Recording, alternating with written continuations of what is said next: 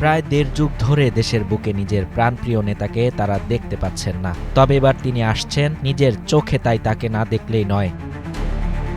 নেতার স্বদেশ প্রত্যাবর্তনের দিন যতই ঘনিয়ে আসছিল ততই বাড়ছিল বিএনপি নেতাকর্মী সমর্থকদের উচ্ছ্বাস। তারেক রহমানের স্বদেশ প্রত্যাবর্তনকে ঐতিহাসিক ও স্মরণীয় করে রাখতে এবং তাকে রাজকীয় সংবর্ধনা দিতে পূর্বাচলের ৩০০ ফিট এলাকায় বিশাল এক সংবর্ধনা অনুষ্ঠানের আয়োজন করা হয়েছে। ভোরের তীব্র শীত উপেক্ষা করে সংবর্ধনা স্থল জনতার স্রোতে পরিণত হয়েছে। একটা আনন্দের দিন, আজকে একটা খুশির দিন।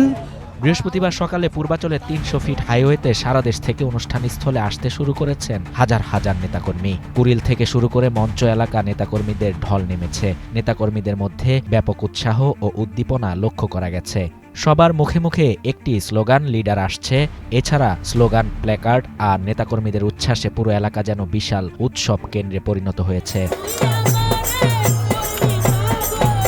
এদিকে নেতাকর্মীদের খাবারের যোগান দিতে পথে পথে হরেক রকমের খাবার ও পানি বিক্রি করছেন হকাররা। কিছু দূর পরপর দেখা মিলছে স্পিকারবাহী ট্রাক, সেখানে বাজছে দলীয় ও দেশাত্মবোধক গান। কোকো ও শিয়া বাটারের ইউনিক কম্বিনেশনে তৈরি Natura expert care body lotion স্কিনের ড্যামেজ হিল করে, ত্বক রাখে সফট ও ময়েশ্চারাইজ। লুকিয়ে আর কতদিন, বাই বাই ড্যামেজ স্কিন। পুরো এলাকা নিরাপত্তার চাদরে ঢেকে রেখেছে পুলিশ ও আইন শৃঙ্খলা রক্ষাকারী বাহিনীর অসংখ্য সদস্য। রাত ৯টার দিকে মঞ্চ এলাকা পরিদর্শনে এসেছিলেন পুলিশের মহাপরিদর্শক বাহারুল আলম। বিএনপির ভারপ্রাপ্ত চেয়ারম্যান তারেক রহমানের সংবর্ধনা অনুষ্ঠানে ৫০ লাখ মানুষের সমাগম হবে বলে আশাবাদ জানিয়েছেন দলটির সিনিয়র যুগ্ম মহাসচিব ও অভ্যর্থনা কমিটির সদস্য সচিব রুহুল কবির রিজভী। প্রায় দেড় যুগ পর দেশে ফিরছেন তারেক রহমান। বুধবার স্থানীয় সময় সন্ধ্যায় লন্ডনের হিথ্রো বিমানবন্দর থেকে তাকে বহনকারী বিমানটি ঢাকার উদ্দেশ্যে রওনা দিয়েছে। বৃহস্পতিবার দুপুর 12:15টার দিকে ঢাকার হযরত শাহজালাল আন্তর্জাতিক বিমানবন্দরে তার ফ্লাইটটি পৌঁছানোর কথা।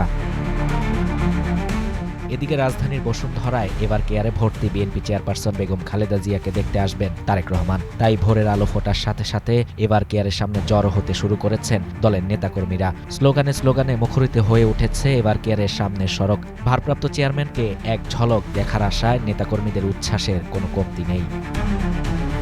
শাহরিয়ার শাফাত, বাংলা নিউজ 24।